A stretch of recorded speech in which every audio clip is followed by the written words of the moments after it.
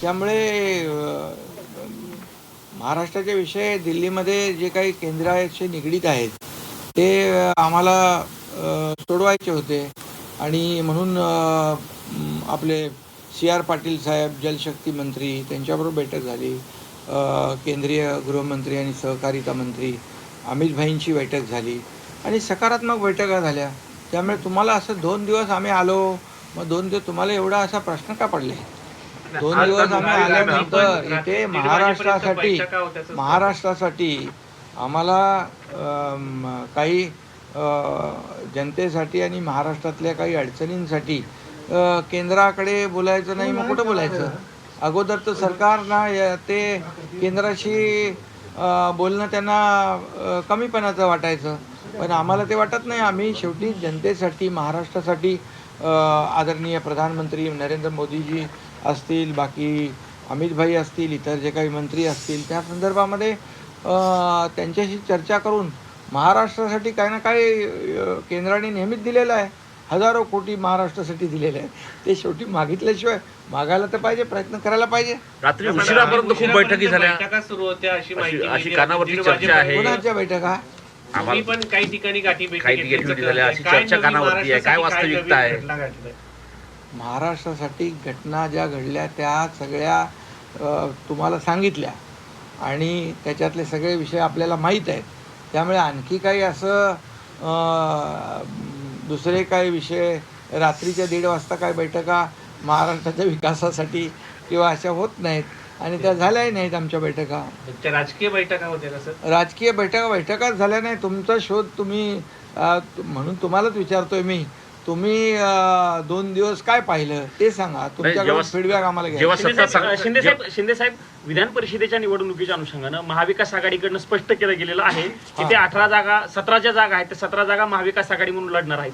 महायुतीचं नेमकं काय सध्या सुरू आहे जागा वाटपाचं तुमच्या? 17 जागा काय महाविकास आघाडी? महाविकास आघाडी 17 जागेवरती निवडणूक लढवणार आहे, त्यांनी स्पष्ट केलेलं. काल त्यांची बैठक पण झाली. युतीचं नेमकं काय? युतीचा कुठं घोडा? महाविकास आघाडी 17 जागा लढवेल, पण एकही जागा जिंकेल असं मला वाटत नाही.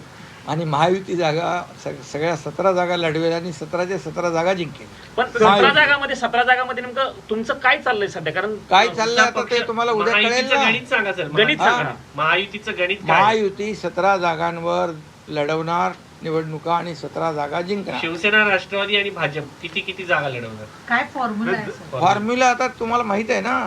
फॉर्म्युला कालच मुख्यमंत्री महोदयांनी आपल्याशी मीडियावर बाईट देताना सांगितलेलं आहे. त्यामुळे जागा वाटप सन्मानाने होईल. महायुतीमध्ये कुठलेही मतभेद नाहीत आणि महायुती एकजुटीने 17 जागा लढवेल आणि 17 जिंकेल हा विश्वास तुम्हाला.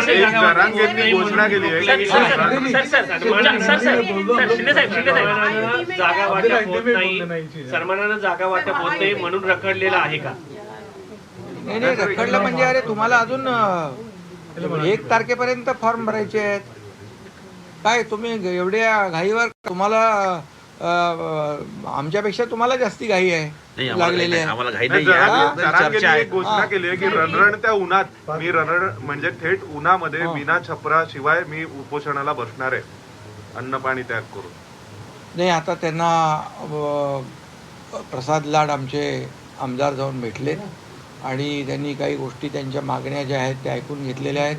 मुख्यमंत्री महोदयांच्या बरोबर त्यांनी त्या सांगितलेल्या आहेत आणि मला वाटतं आम्ही चर्चा करू मुख्यमंत्री महोदय आणि आम्ही. आणि जे काही शेवटी मराठा समाजाला मी मुख्यमंत्री असताना मी होतो, अजितदादा, देवेंद्रजी, आम्ही मिळून जे निर्णय घेतले मराठा समाजाला आत्तापर्यंत जे कुणबी प्रमाणपत्र मिळत नव्हते ते लाखो कुणबी प्रमाणपत्र देण्याचा निर्णय घेतला. जस्टिस शिंदे कमिटी आम्ही नेमली, त्यांनी ते कुणबी प्रमाणपत्र नोंदी शोधल्या. 10% आम्ही आरक्षण दिलेलं आहे आणि बाकी जे काही ज्या योजना सारथीच्या आहेत, त्याचबरोबर अण्णासाहेब पाटील आर्थिक विकास महामंडळ आहे, या माध्यमातून मराठा समाजाला न्याय देण्याचं काम केलं आणि जे काही उर्वरित प्रश्न आहेत ते देखील सोडवण्यासाठी सरकार सकारात्मक आहे. म्हणजे त्यांना उपोषण करण्याची गरज पडणार नाही असेच सरकारची भूमिका आहे. मराठा कुणबी महामंडळाची देखील त्यांनी मागणी केलेली आहे. ठीक आहे, त्याच्यावर आता मुख्यमंत्री आणि आम्ही चर्चा करू. मुख्यमंत्र्यांनी पंतप्रधान नरेंद्र सर, मोदी एक यांची प्रश्न भेट असा आहे घेतली या आहे. सगळ्याला जोडूनच की आता आसाममध्ये म्हणजे समान नागरी कायदा लागू केला गेला. एक तिसरं राज्य ठरलंय देशातलं समान नागरी कायदा लागू करणार. महाराष्ट्राने पण पुढाकार घ्यावा यासाठी असं वाटतं का? खरं म्हणजे हा विषय काल तुम्ही मला वाटतं प्रश्न विचारला होता. मी सर्वप्रथम आसामचे मुख्यमंत्री हेमंत बिस्वा शर्मा यांचं मी अभिनंदन करतो. सरकार स्थापन झाल्यानंतर तात्काळ त्यांनी हा निर्णय जो समान नागरी कायद्याचा घेतला त्याबद्दल त्यांचं मी अभिनंदन करतो. आणि शिवसेनेची भूमिका सुरुवातीपासून तीच राहिलेली आहे, बाळासाहेबांची भूमिका तीच राहिलेली आहे की एक देश एक कायदा, समान नागरी कायदा, सगळ्यांना समान हक्क असले पाहिजे, समान न्याय असला पाहिजे, ही बाळासाहेबांची भूमिका आहे सुरुवातीपासून. आताची भूमिका नाही आहे. त्यामुळे एक देश एक कायदा असला पाहिजे ही भूमिका शिवसेनेची सुरुवातीपासून आहे. त्याचबरोबर या देशाचे प्रधानमंत्री नरेंद्र मोदीजी यांनी देखील अनेक वेळा उल्लेख केलेला आहे एका देशात दोन कायदे कसे काय असू शकतात. आणि त्यामुळे मला वाटतं आमची भूमिका जी आहे ही सकारात्मक आहे, स्पष्ट भूमिका आहे, समान नागरी कायदा च्या बाजूची आहे. आणि यामध्ये घटनेच्या कलम 44 नुसार जे काही सगळ्यांना जे अधिकार सगळ्या समान असले पाहिजे. आणि मी या बाबतीमध्ये मुख्यमंत्री महोदयांशी देखील चर्चा करेन.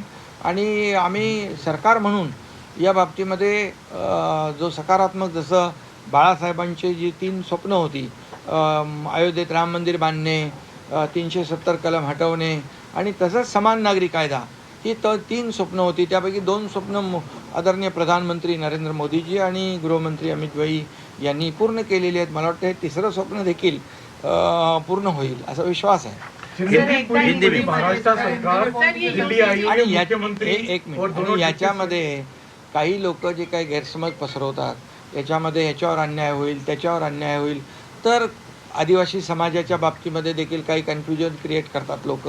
परंतु काल परवा गृहमंत्री अमित भाईंनी स्वतः स्पष्ट केलेलं आहे की यामध्ये कुठल्याही परिस्थितीमध्ये आदिवासी समाजाचे जे हक्क आहे, संस्कृती आहे, परंपरा आहे, त्यांच्या चालीरीती आहेत, त्याच्यावर कुठलाही परिणाम होणार नाही. काही लोक म्हणतात की आरक्षण जाईल, पण आरक्षण आणि समान नागरी कायदा याचा कुठंही अर्थोअर्थी संबंध नाही. आरक्षण हा विषय घटनेने दिलेला आहे SC STला. त्यामुळे काही लोक याला विरोध करायचा म्हणून लोकांची दिशाभूल करतात यामध्ये.